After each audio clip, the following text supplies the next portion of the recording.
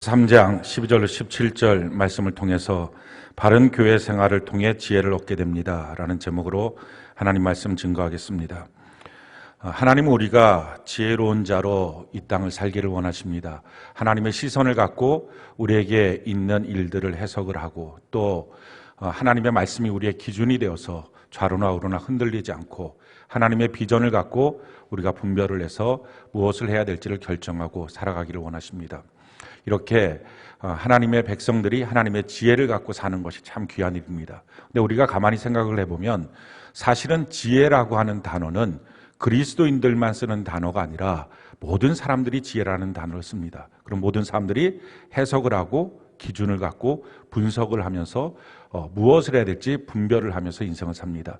자기 나름대로 해석을 하는 거죠. 그래서 어떤 사건 앞에 울분도 있고 또 분노도 있고 또 낙심도 되고 또 큰일 났다 이런 생각도 하기도 합니다. 만약에 자기의 인생이 해석이 안 된다면 그러면 사람들은 살 수가 없을 것입니다. 그러니까 자살하는 것입니다. 또 나름대로의 기준을 갖고 인생을 삽니다.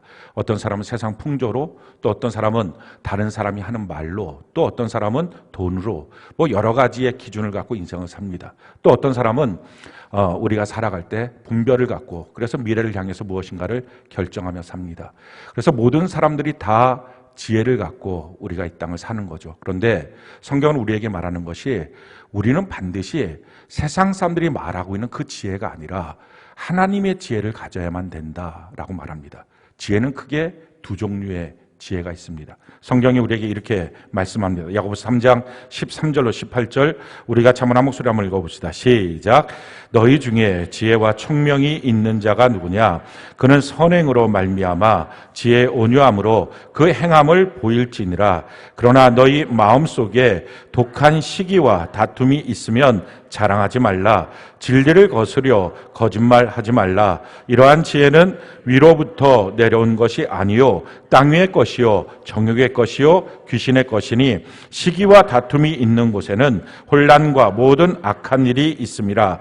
오직 위로부터 난 지혜는 첫째 성결하고 다음에 화평하고 관용하고 양순하며 긍휼과 선한 열매가 가득하고 편견과 거짓이 없나니 화평하게 하는 자들은 화평으로 심어 의의 열매를 거두니라. 자, 지혜가 두 종류가 있는데 하나님의 지혜가 있는 반면 마귀의 지혜가 있다 하는 것입니다. 마귀의 지혜의 특징은 시기와 다툼과 거짓말로부터 시작해서 그 지혜로 무엇인가를 하게 되면 혼란과 모든 악한 일이 생긴다 하는 것입니다. 우리가 무엇인가 지혜롭게 그 말을 하려고 그러고 또 그 일을 결정하려고 합니다. 그래서 뭔가를 했는데 그 결과가 도리어 혼란스럽고 악한 일이 되고 있다면 그 지혜는 마귀로부터 온 것입니다.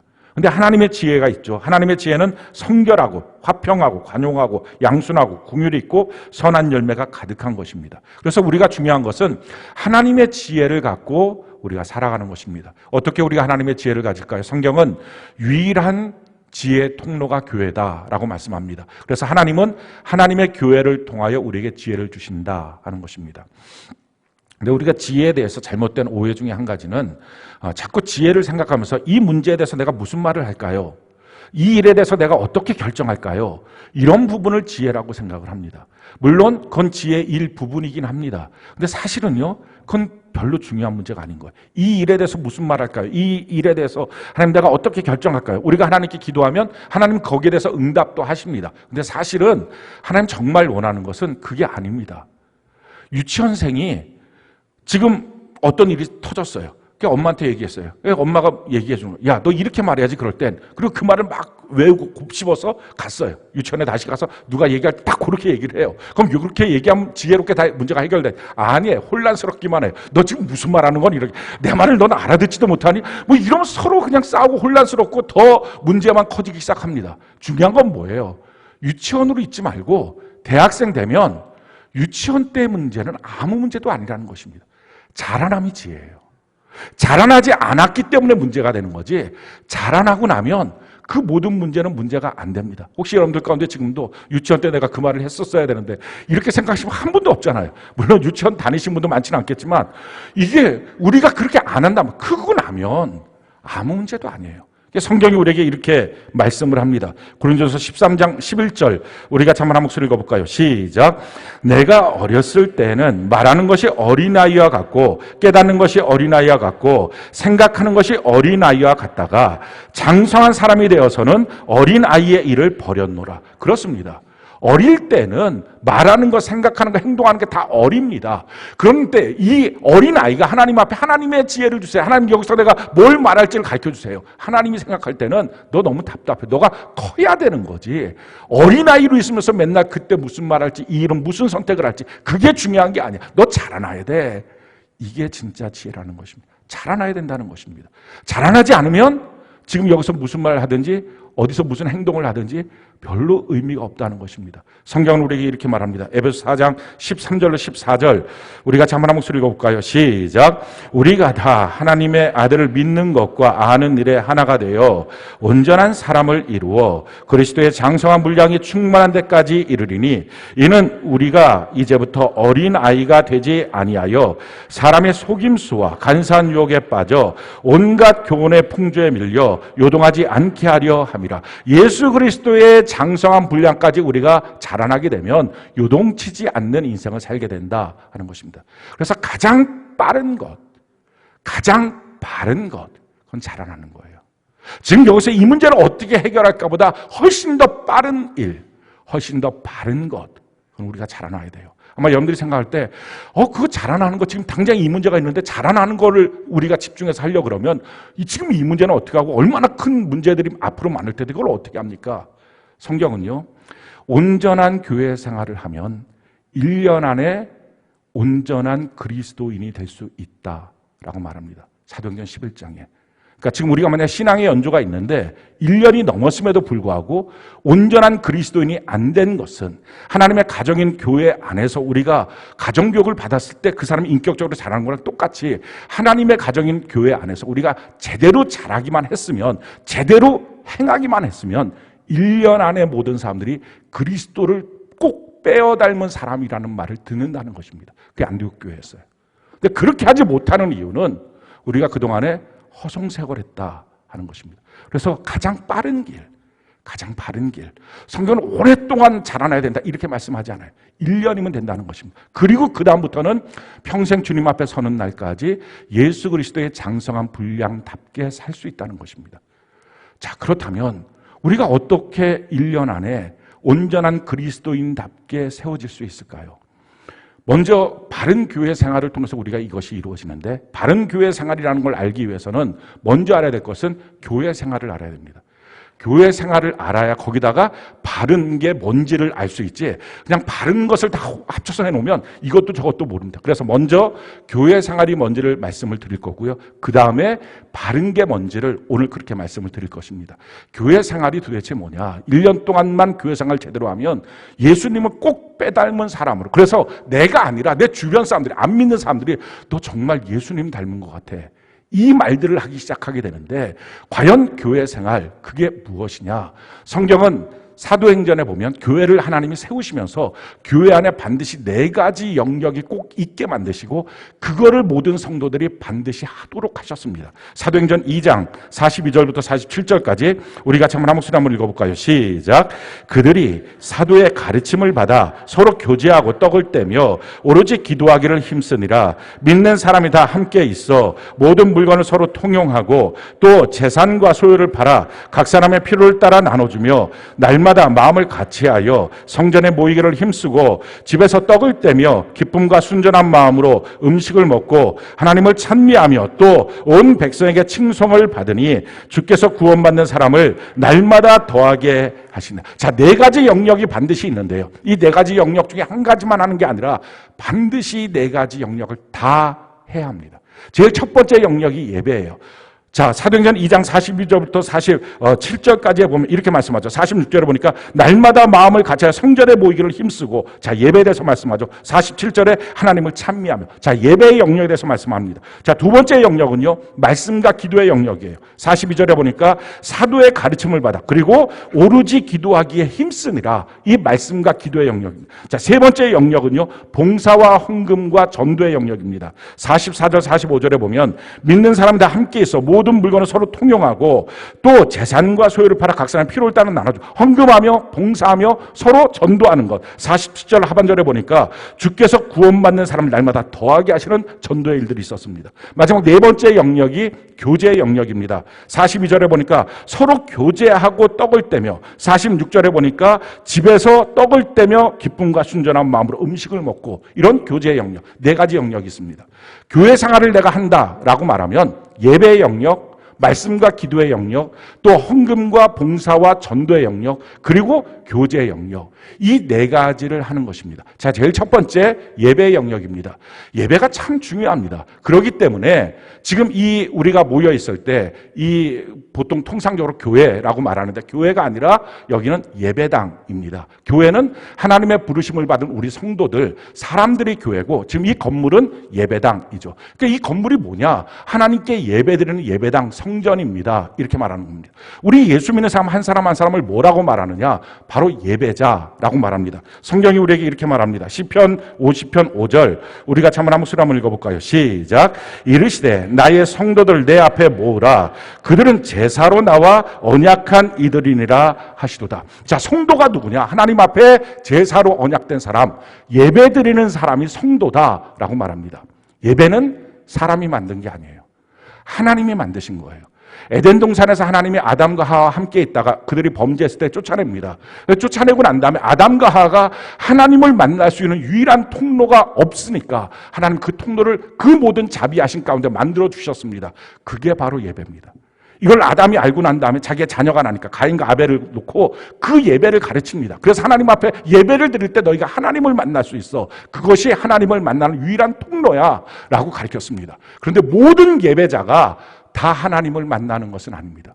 예배는 성공이 있고 실패가 있습니다. 가인은 실패했고 아벨은 성공했습니다. 내 맘대로 드리는 예배는 반드시 실패하고요. 말씀대로 드리는 예배만이 성공합니다.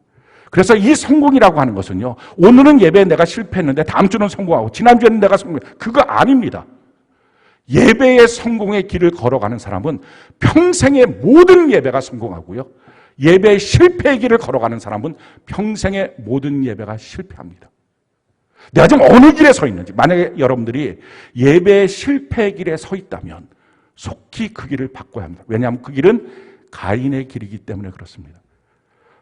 성경은 그럼 예배를 도대체 어떻게 드려야지 하나님이 받으시고 하나님을 만날 수 있느냐? 성경이 이와 같이 말합니다. 요한복음 4장 23절 우리 같이 한번 목소리 한번 읽어볼까요? 시작.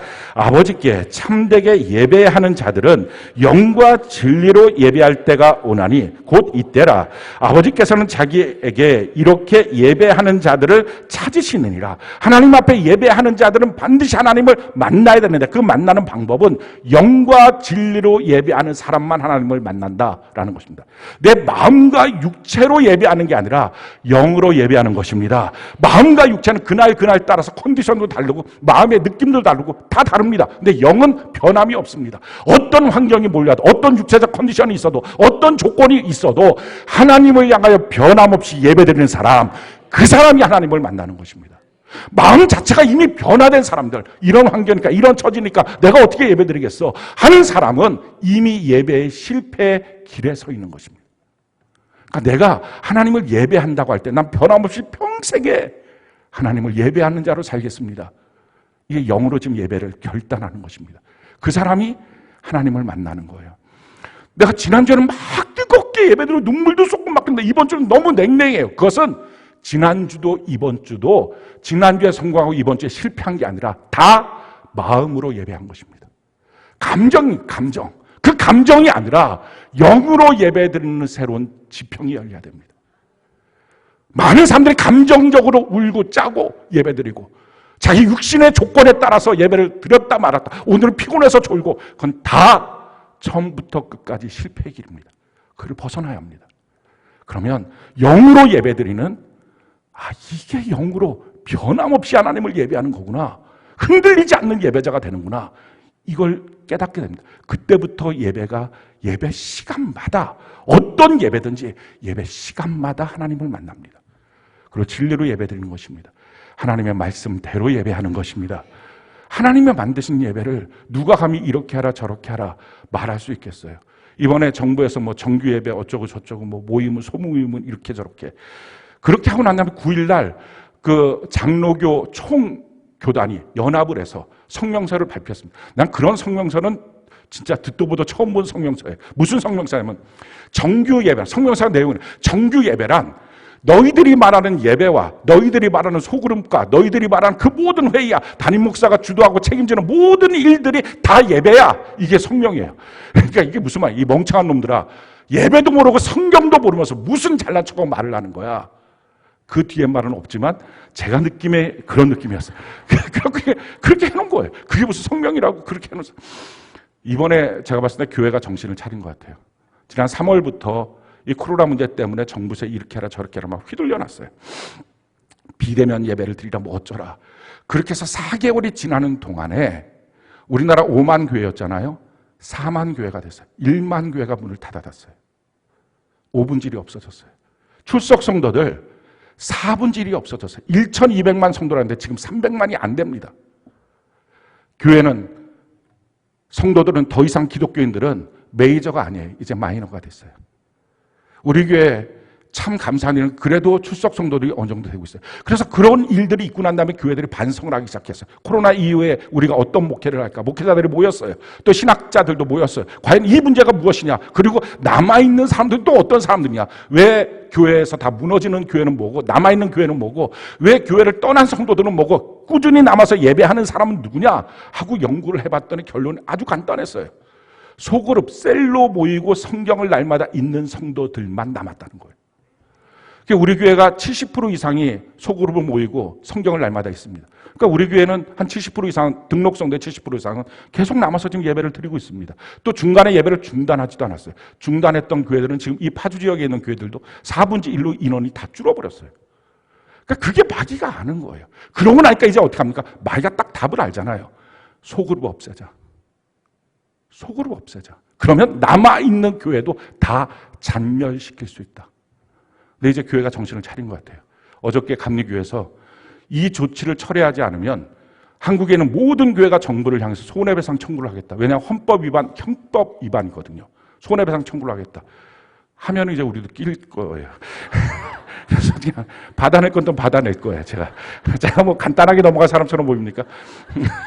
그러니까 이게 지금 그동안 너무 물러 터지게 반응을 했더니 나타난 결과가 이렇게 된 거예요. 그러니까 마귀에게 끌려다니고 나니까 하나님의 교회는 하나님의 디자인이고 기도도 디자인이고 하나님의 사람이 만든 게 아니잖아요. 성경이 그래서 하나님의 말씀을 우리에게 예배는 어떻게 드려라 이게 있는데 그냥 사람들이 자기 마음대로 하는 것입니다. 그럼에도 불구하고 만약 성경이 뭐라 해도 상관없이 정부에서 하라는 대로 해야 되잖아요 라고 말하는 사람들이 있다면 그 사람은 이미 그리스도에게 속한 사람이 아닙니다. 그리스도에게 속한 사람은 그리스도의 음성을 듣고 주의 말씀대로 삽니다. 또 어떤 분들은 지금 위태한 때이니까 질병 같은 문제가 있는데 그것 때문에 우리가 좀 두려워하는데 그걸 왜 꼭 구태여 그렇습니까? 자, 코로나 앞에 서 있는 지금의 이 질병의 문제와 풀무불 앞에 서 있는 사드락 메삭 아벳느고의 문제, 사자굴 앞에 서 있는 다니엘의 문제와 과연 뭐가 더 위급합니까? 코로나 치사율 몇 프로예요? 4%? 풀무불 치사율 100%. 자, 뭐가 문제예요? 성경은 우리에게 정확하게 가르칩니다. 내가 어떻게 신앙생활 할 것인지. 어떤 분들은 또 이럴 것입니다. 내가 죽는 거라면 저는 괜찮아요. 그런데 다른 사람한테 민폐가 되잖아요. 그런데요, 에스더에서 보면 모르드게가 나옵니다. 이 모르드게가 아각 사람, 아말렉 사람 하만이 자기의 상관이에요. 국무총리고 자기는 일개 문직입니다. 궁궐을 지키는 문직이. 공무원이었고 자기 상관이었어요. 근데 그 상관 앞에 단 한 번도 고개를 숙여서 절하지 않습니다. 그 결과가 저 나쁜 놈 어떻게 예의 범절이 저렇게 없냐 해갖고 유대인 전체를 잡아 죽이자 하는 법령이 선포됐습니다. 이런 민폐가 어디 있어요? 근데 왜 이렇게 절하지 않았냐면 이유는 딱 한 가지예요. 하나님이 아말렉 사람은 영원히 하나님의 원수로 지정한다라는 말씀 한 구절 때문에 그래요. 이 말씀 한 구절을 붙잡고 그 말씀 한 구절을 지키기 위해서 자기의 아주 높은 상관임에도 불구하고 고개 하나 숙이지 않습니다. 난 말씀 지키는 사람이겠다. 그래서 전 유대인들이 죽임을 당하게 되는 민폐 가운데 빠졌죠. 그럼에도 불구하고 이 민폐를 내가 어떻게 할까? 하나도 위축되지 않아요. 에스더 왕비를 향해서 너가 이때 제대로 서 있지 않으면 하나님은 다른 쪽을 향하여 우리를 구원하겠지만 하나님은 너와 너의 집안을 다 벌하시리라 정확하게 씁니다. 그리고 나서 여호와의 역사 가운데 운명이 바뀌어서 하만과 아말렉 사람은 죽고 이스라엘 백성들은 삽니다. 우리가 성경을 읽었다면 차라리 믿음 적다고 말해야지. 왜 이런저런 말을 하면서 주변 사람도 혼란시키냐 하는 거예요. 저 믿음이 없어요. 그러니 다시 믿음 갖겠습니다. 이게 정상적인 발언이지. 뭐 이렇게 저렇게 아니에요. 정말 답답한 일은 교회를 통하여 전염된 사례가 3%입니다. 이번에 우리나라 전체. 물류센터 7%입니다. 요양병원, 콜센터 6%, 7%입니다. 어디다 대고. 이 말을 하고 싶은 거예요. 어디다 대고 지금 이러냐고 정신 못 차리고. 아니, 날마다 그의 동선을 알고 어떻게 지내는지를 알고 그가 얼마나 조심스럽게 신앙생활을 하는지 알고 교회 예배를 위해서 그가 어떻게 살고 있는지를 아는 사람들끼리 모이는 소그룹 모임이 위험합니까? 아니면 서울시청 그 앞에 전국에서 다 모여드는 그 장례식장에 5일 동안 모이는 사람들이 더 위험합니까? 누가 더 위험합니까? 정책을 할 것 같으면 일관성이 있어야지. 이건 100% 마귀장난이에요. 사랑하는 성도 여러분, 우리가 사람 앞에서는, 정부 앞에서는 존중할 수는 있어도 마귀 앞에서 무릎 꿇을 수는 없어요. 하나님의 말씀대로 살아가는 은혜가 있기를 바랍니다. 그것이 그리스도인이고 그것이 성도입니다. 우리 예배 어떻게 드려야 됩니까? 성경은 우리에게 이렇게 말씀합니다. 로마서 12장 1절 우리가 잠깐 한 목소리 한번 읽어볼까요? 시작. 그러므로 형제들아 내가 하나님의 모든 자비하심으로 너희를 권하노니 너희 몸을 하나님이 기뻐하시는 거룩한 산 제물로 드리라. 이는 너희가 드릴 영적 예배니라. 하나님 앞에 우리가 온전한 예배를 드릴 때 구약 성경만 해도 뭐 지금 모여서 있는 정규 예배 자기들이 도대체 뭘 알아요? 번제, 화목제, 속건제, 속제제, 소제, 구약 성경에 말하는 제사만 5가지. 이 중에 가장 핵심적인 제사, 번제와 화목제입니다. 번제가 뭐예요? 지금 드리는 것처럼 하나님을 향해서 나의 전존재를 헌신하는 것. 그리고 화목제가 뭐예요? 성도들끼리 모여서 기쁨으로 교제하는 것. 오전에 주일 예배, 오후에 셀 예배. 이게 하나님이 반드시 있어야 되는 예배다라고 지정해 놓으신 거예요. 누가 감히 우리에게 이거는 예배, 저거는 뭐. 아니 그리고 교회에서 드리면 감염되고 교회 옆에 카페에서 셀 모임 하면 건강해져요. 이런 말도 안 되는 짓거리들을 왜 이렇게 합니까? 마귀한테 너무 쉽게 넘어가서. 기억하십시오. 어느 누가 말해도 성경과 반대되는 모든 말은 다 마귀예요. 마귀는 하나님의 일을 대적합니다. 하나님의 말씀을 대적합니다. 영적 분별력을 갖고 절대로 마귀를 따르지 않고 마귀는 대적하고 하나님께 순종하는 우리 모두가 되기를 예수님 이름으로 축원합니다. 하나님 앞에 드려지는 모든 예배는 하나님의 자비하심이라는 것입니다. 예수 그리스도의 피를 쏟고 예수 그리스도의 몸을 찢어서 우리를 살리기 위해서 하나님을 만날 수 있는 길을 우리에게 예비해 주신 것입니다. 그래서 우리는 거침없이 하나님께 나서 예배 드리는 것입니다. 우리가 어떻게 예배를 드려야 됩니까? 성경이 이렇게 말해요. 너희 몸을 하나님께 나가라. 그러니 비대면 인터넷 예배는 예배가 아니다 하는 것입니다. 인터넷 앞에서 어떻게 몸을 갖고 움직여요? 성전까지 걸어 나와야 몸을 움직이는 거지.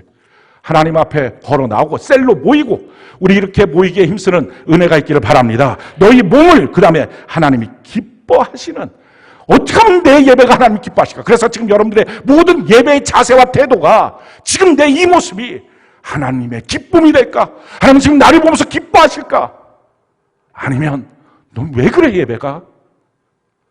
저는 가장 두려운 일은 마지막 날 주님 앞에 섰을 때 너 평생에 단 한 번도 예배 드린 적 없어 라고 하실까 봐 미치도록 성경을 파는 거예요. 혹시 제가 빼놓고 드리는 예배가 있을까 봐. 사랑하는 성도 여러분, 하나님이 기뻐하시도록 지금 저는 여러분의 태도와 모습과 자세가 하나님의 기쁨이 되는 예배자가 되는 은혜가 있기를 바랍니다. 과연 나는 누구와 예배를 약속했는가? 남편과 약속했어요. 사장과 약속했어요. 직장 상사와 약속했어요. 아니잖아요. 나는 하나님과 약속했으면 하나님의 기쁨이 되겠습니다. 정확한 예배자로 하나님 앞에서는 은혜가 있기를 바랍니다. 거룩한 예배자, 구별된 예배자, 예배 시간이야. 난 이 시간 타협할 수 없어. 반응하는. 저는 여러분들 예배 가운데 반응하기를 바랍니다. 하나님 앞에 반응하시기 바랍니다. 그리고 재물이 되는 것. 예배는 내가 죽는 거예요. 예배 전에 나의 스케줄이 있고 계획이 있고 뜻이 있고 마음과 생각이 있었어요. 이게 다 죽어버리고 나는 죽고 내 안에 예수님이 사는 것입니다. 이게 예배예요. 이렇게 예배를 매번 성공하는 길이 있어요. 그게 예배 성공의 길이고 그것이 예배자의 길입니다. 영과 진리로 예배하는 자. 만약 지금까지 여러분들의 모든 예배가 영과 진리의 예배가 아니었다면 오늘 이 시간 바른 교회 생활 첫 번째, 교회 생활 내가 어떻게 할까? 제대로 된 예배의 영역에서 예배자로 살겠다. 결단하고 하나님 앞에 기도하는 은혜가 있기를 바랍니다. 두 번째 영역은요, 말씀과 기도의 영역이에요. 말씀은 우리의 영적인 양식이라 그러고 기도는 우리의 영적 호흡이라 그럽니다. 신명기 8장 3절에 보면 사람이 떡으로만 사는 게 아니라 하나님의 입에서 나오는 모든 말씀으로 산다라고 성경은 기록하고 있습니다. 또한 누가복음 18장에 보면 불의한 재판관을 놓고 기도에 대해서 예수님이 설명을 하시는데 불의한 재판관이 있고 그에게 찾아 나오는 그런 한많은 과부가 있는데 이가 계속 찾아 나오니까 그래서 결국은 들어줬다 하면서 핵심적인 단어가 이겁니다. 하물며. 우리 하나님 불의한 재판관이에요. 아니에요. 우리 하나님은 선하신 분이에요. 우리는 과부가 아니에요. 하나님의 자녀예요. 자녀가 선하신 아버지께 나와서 기도하면 왜 안 들어주겠느냐. 그런데 마지막 때 정말 이 믿음 갖고 기도하는 사람을 과연 내가 볼 수 있겠느냐. 이게 성경이에요. 마지막이 될수록 성경 보고 하나님의 말씀과 기도를 붙잡는 은혜가 있기를 바랍니다. 자, 말씀의 영역 어떻게 해야 됩니까? 요한계시록 1장 3절 우리가 한번 한 목소리 한번 읽어볼까요? 시작. 이 예언의 말씀을 읽는 자와 듣는 자와 그 가운데 기록한 것을 지키는 자는 복이 있나니 때가 가까움이라. 읽는 것입니다. 첫 번째. 하나님의 말씀 성경을 읽으십시오. 저 개인적으로는요, 성경을 안 읽는 사람은 그리스도인이 아니라고 생각을 합니다. 이게 우리 기초인데 성경도 안 읽고 어떻게 그리스도인입니까? 내가 무엇을 믿습니까? 믿는 믿음의 기초도 없는데 과연 무엇을 믿고 내가 그리스도인이다, 내가 구원받았다 이런 말을 쉽게 합니까? 성경의 구원이 뭔지, 그리스도인으로 사는 게 뭔지, 하나님은 그리스도인에게 뭐라고 말씀하셨는지 모르면서 나는 구원받았다. 다 감정이에요. 마음과 육체의 삶이에요. 정확하게 성경을 읽어야 영으로서 사는 삶이 무엇인지를 알 수 있습니다. 제가 처음 담임 목사로 부임했던 교회가 대강교회인데, 미아동에. 그 대강교회에 제가 부임하고 얼마 안 있다가 전도받아서 온 성도 한 분이 있었어요. 할머니예요. 한 70 넘은 할머니인데 그 사람 무당이었다가 전도가 돼서 온 거예요. 무당이었다가 예수를 믿으니까 너무 예수 잘 믿어요. 막 새벽 지성 드리듯이 깨끗하게 목욕 한 번 하는 게 아니라 3번 정도 목욕하고 딱 가시라는 믿고 제일 좋은 옷, 때때옷 딱 입고 예배 시간 나와서 딱 앉아있어요. 그러면 대단해 보여요. 그리고 저를 만나면 항상 목사님 안녕하십니까 이렇게 해갖고 이게 좀 약간 아리까리하긴 한데, 이게 목사님 아무튼 저는 하나님을 진실로 믿습니다. 그래요. 아멘. 그렇게 하고 저도 그분을 만나면 아멘 이렇게 하고 이제 다니는 거거든요. 근데 그분이 계속 설교 때마다 제가 성경 읽으라고. 그러니까 지금 얘기하는 게 아니에요. 제가 성경 읽으라는 얘기는 목회 처음부터 지금까지 얘기하는 거예요. 왜냐하면 성경을 안 읽고 신앙생활하면 모든 자기 머릿속에 있는 예수님에 대한 생각과 신앙은 다 왜곡돼 있어서 그래요. 저도 그랬고, 제가 목사의 아들로 신학교에 다녔음에도 불구하고 성경을 안 읽은 30년 동안의 삶은 신앙사는 다 왜곡된 거예요. 내가 옳다고 생각했던 거 성경을 읽고 나니까 틀린 게 너무 많았어요. 그래서 성경 읽으라고 제가 그렇게 얘기했더니, 근데 그분이 문맹이에요. 글을 안 배웠어요. 근데 자꾸 목사님 성경 읽으라고 하니까 그분이 기도를 한 거예요. 하나님, 제가 글을 못 배워서 성경을 못 읽는데 목사님 자꾸 성경 읽으라고. 저도 성경 읽고 싶어요. 그러니까 이게 정말 목사님이 하나님이 주셔서 하는 말씀 같으면 나 성경 읽을 수 있도록 글 가르쳐 주세요. 기도를 했어요. 근데 너무 놀라운 게 얼마 지나고 난 다음에 꿈에 하나님이 글을 가르쳐 주더래요. 이게 기억이야, 이게 니은이야, 이게 디귿이야, 이렇게 이게 가르쳐 주. 근데 꿈에 가르쳐 준 게 하나도 잊어버리지가 않더래요. 완전히. 이걸 가르쳐 준 거야. 그러고 난 다음에 하룻밤 꿈에 그리고 성경을 딱 펴놓고서 읽어봐라 하고 읽어봤대요. 읽어지더래요. 아침에 눈을 뜬 거예요. 와, 너무 좋은 꿈이다 하고 성경을 봤는데 읽어지더라고요. 글이. 그게 너무 놀라서 그분이 그 성경 들고 막 제 목양실로 뛰어왔어요. 목사님. 왜요? 그랬더니 제가 성경을 읽을게요.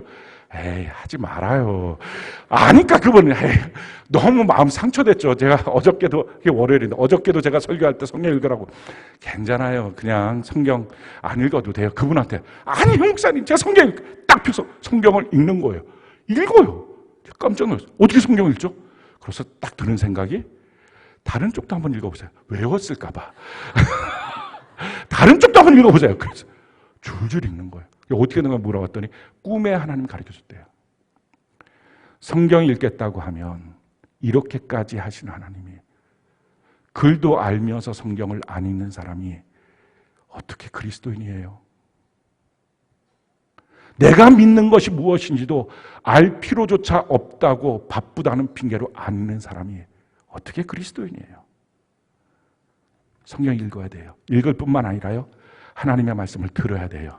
오늘 여러분들이 설교 시간에 지금 말씀을 들을 때 그냥 설교 듣는다 하는 사람 평생 가도 이 말씀의 영역에서 온전해지지 않아서 교회 생활을 못하는 것입니다. 이 말씀을 들을 때 하나님의 말씀으로 들어야 합니다. 성경이 우리에게 이렇게 말합니다. 데살로니가전서 2장 13절 우리가 한번 한 목소리 한번 읽어볼까요? 시작. 이러므로 우리가 하나님께 끊임없이 감사함은 너희가 우리에게 들은 바 하나님의 말씀을 받을 때에 사람의 말로 받지 아니하고 하나님의 말씀으로 받음이니 진실로 그러하도다. 이 말씀이 또한 너희 믿는 자 가운데서 역사하는, 사람의 말로 듣는 게 아니라 하나님의 말씀으로 듣는 거. 그래서 평생의 신앙생활을 한다고 하면서 설교 시간마다 목사님의 설교로만 듣고 있었다면 교회 생활 못한 것입니다. 하나님의 말씀으로 이 말씀을 들어야 됩니다. 그러고 나서 세 번째 뭡니까? 지켜야 합니다. 근데 어떻게 지킬까요? 많은 사람들의 착각은 하나님의 말씀을 듣고 내가 오늘 이 말씀 따르면 살 거예요. 내가 지킬게요. 내가 결심했어요. 그럼 지킬 줄 압니다. 한 명도 못 지켜요.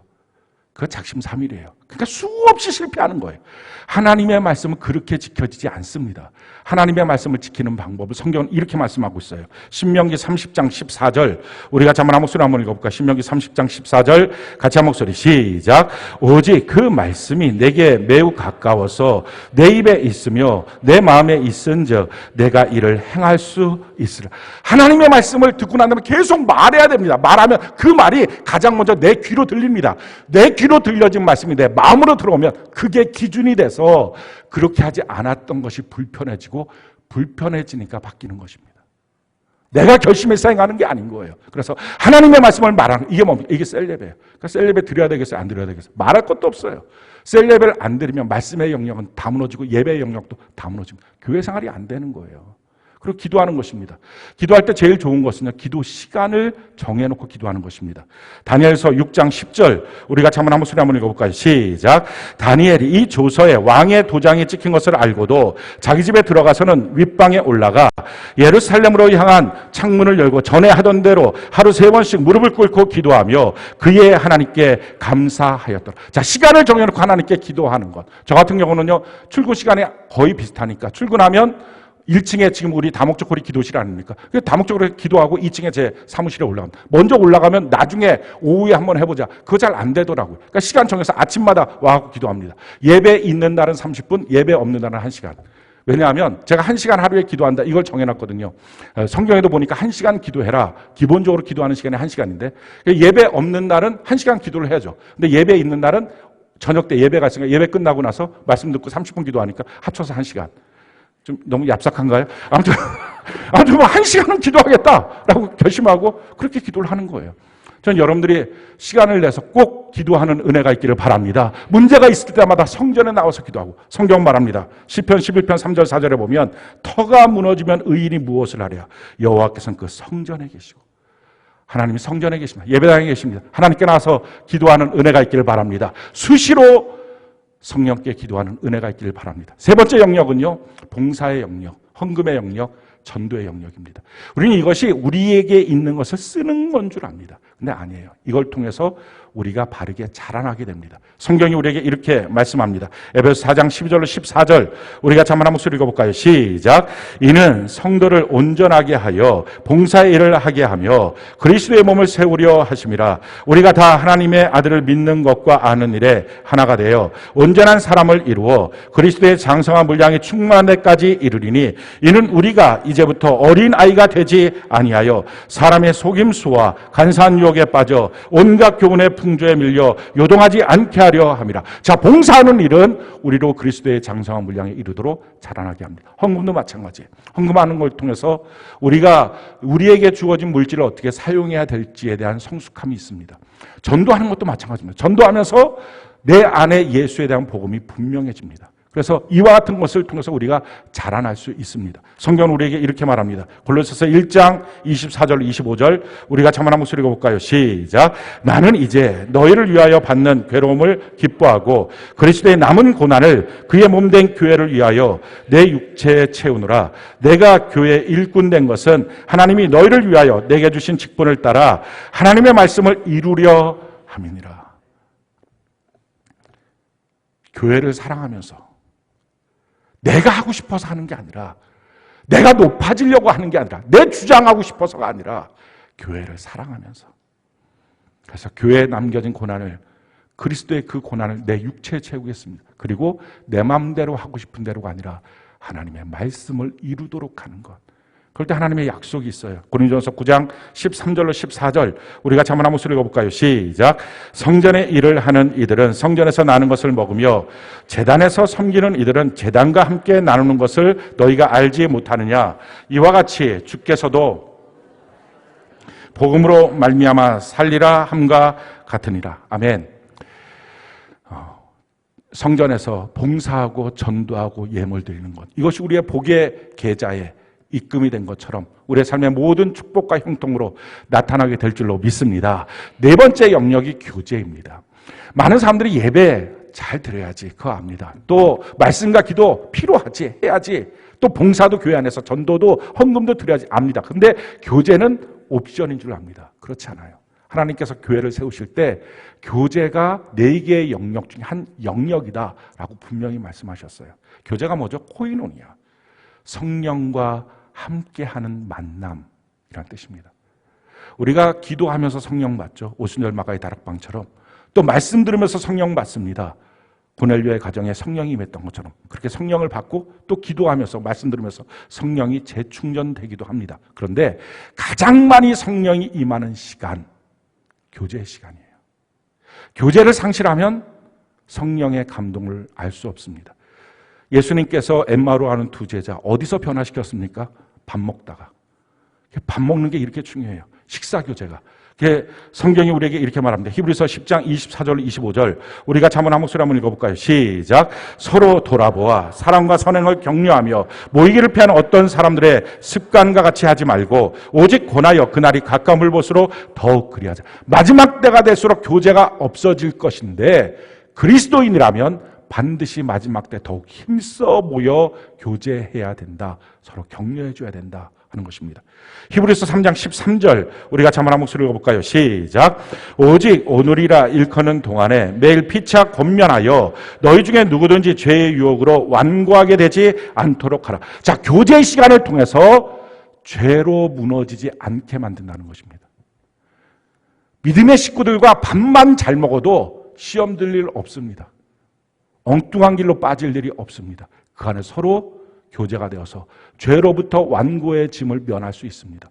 마지막 때 어떻게 해야 됩니까? 베드로전서 4장 8절로 10절 우리가 한번 목소리 읽어볼까요? 시작. 무엇보다도 뜨겁게 서로 사랑할지니 사랑은 허다한 죄를 덮느니라. 서로 대접하기를 원망 없이 하고 각각 은사를 받은 대로 하나님의 여러 가지 은혜를 맡은 선한 청지기같이 서로 봉사, 이렇게 서로 사랑, 대접, 봉사하는 삶을 사는 것. 이것이 4가지 영역. 예배의 영역, 말씀과 기도의 영역, 또 봉사, 헌금, 전도의 영역, 그리고 교제의 영역. 지금 여러분들은 어떻습니까?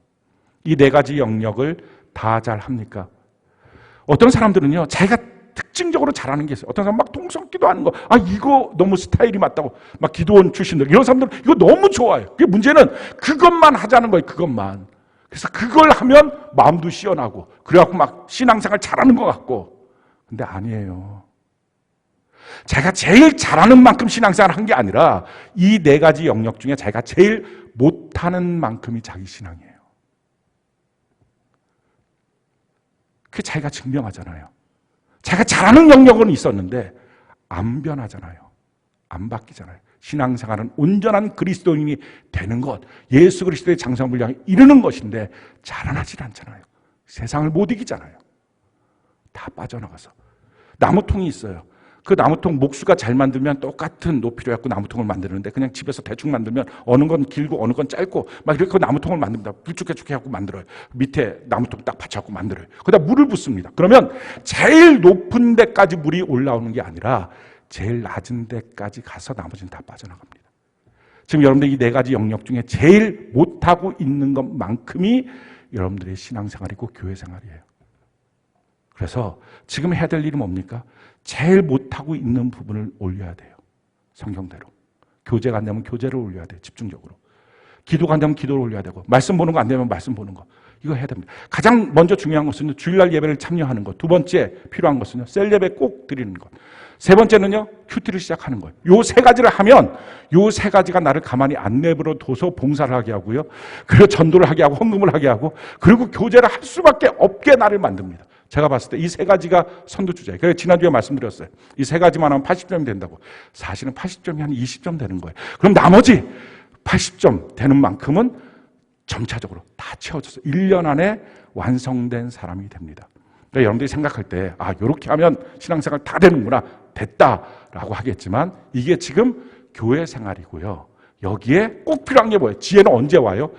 바르게가 들어갈 때 오는 거예요. 그럼 이 바른이 뭐냐는 거예요. 바른. 내가 예배를 드리는데 바른. 말씀과 기도를 하는데 바른. 또 봉사, 헌금, 전도를 하는데 바른. 그리고 내가 교제를 하는데 이 바른. 바르게 할 때 하나님의 지혜가 있고 내가 장성이 있거든요. 그럼 이 바른이 뭐냐? 성경은 한마디로 말해요. 옷 입고 해라는 거예요. 옷 입고. 옷 벗고 하지 말고. 성경이 우리에게 이렇게 말합니다. 12절 오늘 본 말씀이죠. 골로새서 3장 12절 우리가 한번 한 목소리 한번 읽어볼까요? 시작. 그러므로 너희는 하나님이 택하사 거룩하고 사랑받는 자처럼 긍휼과 자비와 겸손과 온유와 오래 참음을 옷 입고. 자 보십시오. 제가 막 설교를 너무 열정적으로 잘해요. 근데 홀딱 벗고 해요. 이러면 어떻게 해? 이게 민망하고 진짜 막 찬양단 너무 찬양자. 근데 다 홀딱 벗고 한다고. 상상하지 마세요. 이렇게 한다고 하면 그게 무슨 은혜가 되고 아까 성가대도 막 성가대 지휘자님 이 더운 날 양복 끝까지 다 입었잖아요. 그런데 만약 홀딱 벗고 그 몸으로 한다고 하면 이게 무슨 은혜가 되겠어요. 그러니까 하는 말씀이 이거예요. 예배 드릴 때 너 옷 입고 하니? 너 말씀 읽고 기도할 때 옷 입고 하니? 봉사하고 전도하고 헌금하는데 옷 입고 하니? 좀 이따 이제 우리 헌금할 때 헌금위원들이 다 벗고 다니면 이거 어떻게 되겠어요? 교제하는데 특히 교제하는데 옷 벗고 있으면 이런 민망한 꼴이 어디 있겠어요? 우리가 생각할 때 옷 벗고 하는 사람이 누가 있어요?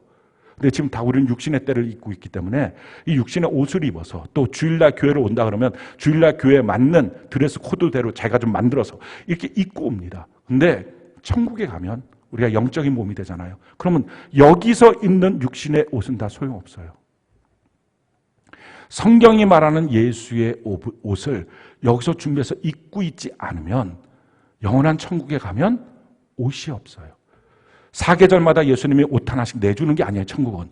여기서 준비해야만 되는 거예요. 그러니까 천국에 가면 홀딱 벗고 있는 사람들이 있다는 거예요. 그걸 사도 바울이 가서 봤어요. 천국에서. 그래서 이렇게 말합니다. 고린도후서 5장 3절로 4절 우리가 자만 목소리 한번 읽어볼까요? 시작. 이렇게 입음은 우리가 벗은 자들로 발견되지 않으려 함이라. 참으로 이 장막에 있는 우리가 짐진 것 같이 탄식하는 것을 벗고자 함이 아니요 오히려 덧입고자 함이니 죽을 것이 생명에 삼킨 바 되게 하려 함이라. 자, 천국 3층 천에 올라갔더니 사도 바울을 보니까 뭐가 휙휙 지나가는 것도 있다는 거예요. 이게 뭐지? 보니까 홀딱 벗고 그 천국에서 사람들이 오니까 부끄러우니까 팍 도망가고. 그래서 성경에 보면 부끄러움의 구원. 우리가 예수 믿고 구원은 받지만 교회 생활에서 바른이 안 된 교회 생활을 하면 천국에 가면 홀딱 벗고 이리 숨고 저리 숨고 영원히 하루 이틀도 아니고. 이걸 어떻게 우리가 살겠어요? 옷 입어야 돼요. 근데 어떻게 입으라고? 덧입어야 된다는 거예요. 한 번 입는 게 아니라 덧입어야 된다. 자, 그럼 우리가 무슨 옷을 입어야 돼요? 그것이 오늘 12절입니다. 다시 한번 읽어볼까요? 골로새 3장 12절. 우리가 한번 한 목소리 한번 읽어봅시다. 시작. 그러므로 너희는 하나님이 택하사 거룩하고 사랑받는 자처럼 궁율과 자비와 겸손과 온유와 오래 참음을 옷 입고. 자, 궁율은요, 공감의 능력이에요. 그 사람과 내가 공감이 돼야 돼요. 그 사람이 슬프다 하는데 나는 고소하고, 그 사람이 즐겁다 하는데 나는 얄밉고, 이거 공감이 안 되는 거예요. 지금 옷 벗고 있는 거예요. 그 다음에 자비. 자비는 친절이에요. 친절은 얼굴에서 나오고요, 말투에서 나오고요, 손에서 나와요. 겸손이에요. 겸손이라고 하는 것은요, 내 중심으로 있는 게 아니라 그 사람을 바라보는, 공동체를 바라보는. 자꾸 무슨 일만 있으면 나는 어떻게 되지? 나를 어떻게 보지? 이 사람들이 나를 어떻게 할까? 이게 자꾸 교만한 거예요. 그게. 교만은 막 나대는 것도 교만이지만 자기만 보고 있는 것도 교만이에요. 그러니까 교만이 아니라 겸손한 것, 온유한 것, 그것은 통제되는 것. 멈춰, 그럼 멈추고. 가, 그럼 가. 이게 되는 거예요. 그리고 나서 마지막에 오래 참음.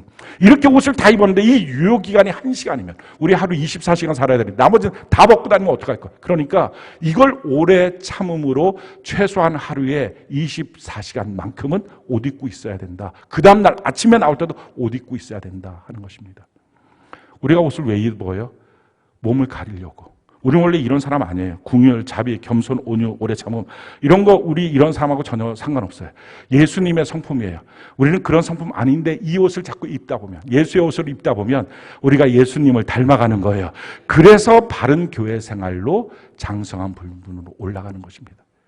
우리가 옷을 왜 입어요? 옷은 신분을 말하고요. 또 옷은 내가 뭘 하려고 하는 사람인지를 가르쳐줘요. 경찰복을 입은 사람은 경찰이고, 군복을 입은 사람은 군인이고요. 의사 가운을 입은 사람은 의사예요. 그래서 자기 신분을 말하고요. 또 운동복을 입은 사람이 여러 명 모였으면 운동하려고 하는 거예요. 등산복 입은 사람이 모였으면 등산하려고 하는 거예요. 뭘 하려고 하는 건지를 보여주는 거예요. 우리는 예수 그리스도의 사람이에요. 할렐루야. 예수 그리스도의 옷을 입고, 그리고 예수 그리스도를 닮아가며 예수 그리스도의 일을 하겠다고 모여있는 것입니다. 이것이 우리의 모습이에요. 자, 그런데요, 옷을 입었는지 안 입었는지 우리가 알아야 되잖아요. 우리 자신을 발견해 봐야 되잖아요. 여러분들이 아침에 딱 옷을 입고 나면 제일 처음에 나오기 전에 뭐 하죠? 거울부터 봅니다. 이걸 거울을 안 보고 있으면 굉장히 민망한 일이 생겨요. 저 아는 사람, 어떤 사람은 자꾸 이렇게 건망증이 있어서 자꾸 이렇게 하나만 입고 다니는 사람들이 있었는데, 어느 날은 혁대만 입고 바지는 없어 뛰어나는데 뭔가 썰렁해갖고 보니까 혁대만. 이게 거울을 안 보고 다니면 이런 현상들이 나타나는 거예요. 그래서 우리가 거울을 보잖아요. 그것처럼 내가 정말 예수 그리스도로 옷 입었는지를 보려면 거울이 있어야 돼. 거울을 3가지로 성경은 말하고 있어요. 제일 첫 번째 거울. 자, 13절, 14절. 우리가 한번 한 목소리 한번 읽어볼까요? 시작. 누가 누구에게 불만이 있거든 서로 용납하여 피차 용서하되 주께서 너희를 용서하신 것 같이 너희도 그리하고 이 모든 것 위에 사랑을 더하라. 이는 온전하게 매는 뜻이다. 자, 우리의 삶 속에 어떤 불만의 사건, 불만의 사람이 나타났을 때 내 반응이 용납, 용서, 거기서 한 걸음 더 나가서 그를 향한 사랑. 그럼 옷 입고 있는 거예요. 근데 어떤 불만스러운 사건이나 사람을 봤을 때 용납이 안 돼. 또 용서는 뭐 고사고 사랑까지 말도 안 돼. 절대 안 돼. 그것은 내가 옷 벗고 있는 거예요. 화날 문제가 아니라 부끄러운 문제예요. 과연 나는 옷 입고 있는지. 자, 두 번째 우리에게 보여주는 거울은요, 연약한 사람을 만났을 때 우리는 어떻게 할 것이냐 하는 거예요. 15절. 우리가 한 목소리 한번 읽어볼까요? 15절. 골로새서 3장 15절. 같이 한 목소리 시작. 그리스도의 평강이 너희 마음을 주장하게 하라. 너희는 평강을 위하여 한 몸으로 부르심을 받았나니 너희는 또한 감사하는 자가 되리라. 자, 우리를 만나고는 우리 안에 있는 가장 연약한 자. 연약한 자라면 남편의 입장에서는 아내일 수도 있고 자기 자녀일 수도 있죠. 또 셀 안에서도 자기가 봤을 때 제일 연약한 사람이라고 보여지는 사람이 있을 겁니다. 그 사람을 대하는 나의 태도가 어떤 태도냐 하는 거예요. 그 사람에게 그리스도의 평강이 그를 주장하게 하는 삶을, 그런 만남을 갖고 있느냐 하는 것입니다. 루즈벨트는 어렸을 때 몸도 약하고 소아마비고 집안 전체에서 제일 약했다 그럽니다. 근데 루즈벨트 부모님이 그 루즈벨트한테 말을 한 거예요. 너는 하나님의 특별한 계획이 있어. 하나님 너를 특별한 뜻이 있어서 이렇게 지금 키우고 있는 거야. 너를 향한 하나님의 놀라운 계획이 있어. 근데 그 말이 고지고대로 들렸어요. 자기 마음이 치유를 받으니까요, 나라를 치유해. 뉴딜 정책으로. 그리스도의 평강이 그를 주장하게 하는 거예요. 나는 과연 연약한 사람을 만났을 때 그냥 내가 그 사람을 어떻게 바꿔놓으려고 막 인상 불알이고 말에 힘을 주고, 혹시 그런 사람인지, 그건 옷 벗고 있는 거예요. 세 번째, 우리가 볼 수 있는 거울, 그것은 다른 사람과 만났을 때의 대화의 소재가 무엇이냐 하는 거예요. 자, 16절, 17절 우리가 잠언 목소리 한번 읽어볼까요? 시작. 그리스도의 말씀이 너희 속에 풍성히 거하여 모든 지혜로 피차 가르치며 권면하고 시와 찬송과 신령한 노래를 부르며 감사하는 마음으로 하나님을 찬양하고 또 무엇을 하든지 말에나 일에나 다 주 예수의 이름으로 하고 그를 힘입어 하나님 아버지께 감사. 우리가 만났을 때 그리스도의 말씀이 내 안에 풍성해서 꽉 차서 말씀의 은혜 나누는 것 말고는 할 말이 없는 사람이 되는 것이 옷 입고 있는 사람. 만나서 얘기하면 맨날 옛날 얘기, 뭐 이랬던 거 저랬던 거, 뭐 어디 놀러 갈까, 뭐 먹을까, 맨 그 얘기만 하는 것은 옷 벗고 만나는 만남. 과연 나는 어떤 사람이냐 하는 거예요. 그리고 우리가 만나서 얘기하는 그 모든 대화 속에 하나님의 말씀이 풍성할 뿐만 아니라, 그래서 그 말씀을 갖고 말에나 일에나 모든 일에 하나님께 영광이 올라가는 거예요. 하나님께 감사가 올라가는 거예요. 그렇지 않고 아이고 말씀 듣고 힘들어 죽겠다, 야 이거 어떻게 하면 좋냐, 그래갖고 다 낙심시키는 거. 옷 벗고 있는 사람. 사랑하는 성도 여러분, 지금까지 여러분들은 교회 생활을 했을 것입니다. 그리고 어떤 분들은요, 바른 교회 생활이 뭔지를 몰라서 원래 이런가 보다 생각하고 있었던 분들도 있을 겁니다. 그래서 1년은 고사하고 5년, 10년이 됐는데도 여전히 세상의 유혹과 마귀의 도전 앞에 속수무책 뭘 두려워하는지도 모르고 흔들리는 그런 자기 자신의 믿음 없는 모습들을 보고 있고, 자기 안에 생기는 수많은 일들 가운데 자기가 어떻게 처신하고 말해야 될지 모르는 분별력도 없는 삶을 살고 있는 경우들도 있을 것입니다. 이제 가장 필요한 것은요, 하나님 말씀하세요. 1년만 너희가 바르게 하면 그리스도의 장성한 분량이 이룰 수 있다는 것입니다. 사랑하는 성도 여러분, 예배 영역 바르게 예배 드립시다. 예배의 성공자가 됩시다. 예배의 성공의 길을 걸어갑시다. 날마다 성경 읽는 것, 하루에 3장씩만 날마다 읽으면 1년에 1독합니다. 자기 나이만큼은 성경을 읽어야죠. 최소한 아무리 적어도. 우리 교회 성도님들 제가 봤을 때 다 한 5독에서 10독 이상은 하신 것 같아요. 최근에 오신 분들을 제외하고서는. 뭐 리더십들 같은 경우는 뭐 한 20독 정도는 된 것 같고, 목회자들 같은 경우는 한 40독, 50독 정도 됐을 거예요. 성경 읽어야 됩니다. 저 같은 경우는 200독이 지금 넘어왔어요. 성경 계속 읽는 거예요. 그것보다 더 큰 힘은 없어요. 기도 시간 정해서 최소 1시간 이상씩 날마다 기도하는 삶 사십시오. 또 헌금하고 전도하고 봉사하는 일, 교회를 사랑하면서 봉사하는 일. 마지막 교제의 염려. 자기가 뭔가 부족한 부분이 있어 그쪽으로 다 빠져나갔습니다. 지금부터 그 부족한 부분을 채워서 높이십시오. 그러면 그 부족한 부분을 채우는 순간부터 마음속에 충만하게 되는 하나님의 역사를 여러분들이 경험할 거예요. 야, 이게 정말 예수 믿는 거였어. 이걸 여러분들이 경험할 거예요. 근데 거기서 멈추지 마십시오. 옷 입고 이제부터는. 그래서 옷 입고 서로 만나고, 옷 입고 말씀드리고, 옷 입고 예배드리고, 옷 입고 봉사해서 우리가 1년 만에 온전한 그리스도인으로 세워지는 은혜가 있기를 바랍니다. 우리 한 사람 한 사람 얼마나 놀라운 하나님의 기대가 있을까요? 이 기대 가운데 우리가 다 멋지게 세워지는 이 혼란한 시대 가운데, 혼란할 때 도리어 믿음의 사람은 빛이 납니다. 믿음의 빛이 나는 우리 모두가 되기를 예수님 이름으로 축복합니다.